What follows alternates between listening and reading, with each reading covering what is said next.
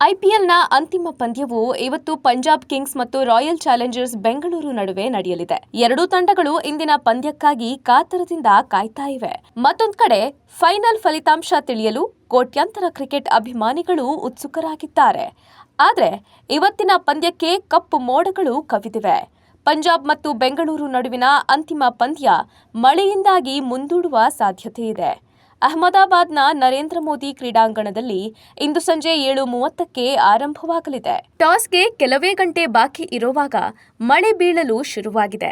ಮಳೆಯಾಗುವ ಸಾಧ್ಯತೆ 50% 75% ಇರಬಹುದು ಎಂದು ಅಂದಾಜಿಸಲಾಗಿದೆ. ಇದರಿಂದ ಐಪಿಎಲ್ ಅಂತಿಮ ದಿನ ಮಳೆಗೆ ಕೊಚ್ಚಿ ಹೋಗಬಹುದು. ಇಂದು ಮಳೆಯಿಂದ ಪಂದ್ಯ ರದ್ದಾದರೂ ಅಭಿಮಾನಿಗಳು ನಿರಾಶೆಗೊಳ್ಳುವ ಅಗತ್ಯವಿಲ್ಲ. ಮಳೆ ಬರುವ ನಿರೀಕ್ಷೆ ಹಿನ್ನೆಲೆಯಲ್ಲಿ ಬಿಸಿಸಿಐ ಮೀಸಲು ದಿನವನ್ನ ನಿಗದಿ ಮಾಡಿದೆ. ಐಪಿಎಲ್ ನಿಯಮಗಳ ಪ್ರಕಾರ ಬೆಂಗಳೂರು ಪಂಜಾಬ್ ನಡುವಿನ ಅಂತಿಮ ಪಂದ್ಯದಲ್ಲಿ ಮಳೆ ಬಂದ್ರೆ ಜೂನ್ 3ರ ಬದಲು ಜೂನ್ 4ಕ್ಕೆ ಪಂದ್ಯವನ್ನ ನಡೆಸಲಾಗುತ್ತೆ. ಹೆಚ್ಚುವರಿಯಾಗಿ ಒಂದು ದಿನವನ್ನ ಮೀಸಲಿಡಲಾಗಿದೆ. ಸ್ವಲ್ಪ ಸಮಯ ಮಳೆ ಬಂದು ಹೋದ್ರೆ ಪಂದ್ಯ ನಡೆಯಲು ಹೆಚ್ಚಿನ ಸಮಯ ಮೀಸಲಿಡಲಾಗಿದೆ. ಮಳೆಯಿಂದ ಪಂದ್ಯಕ್ಕೆ ಅಡ್ಡಿಯಾದ್ರೆ 120 ನಿಮಿಷಗಳನ್ನ ಮೀಸಲು ಸಮಯವಾಗಿ ಇರಿಸಲಾಗಿದೆ.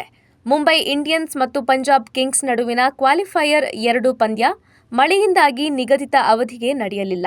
ಸಂಜೆ 7:30ಕ್ಕೆ ಮ್ಯಾಚ್ ಶುರುವಾಗಬೇಕಿತ್ತು. ಆದರೆ ರಾತ್ರಿ 9:45ಕ್ಕೆ ಎಲ್ಲವೂ ಸರಿಹೋದ ನಂತರ ಪೂರ್ಣಾವಧಿ ಓವರ್ನೊಂದಿಗೆ ಮ್ಯಾಚ್ ನಡೆಸಲಾಗಿತ್ತು.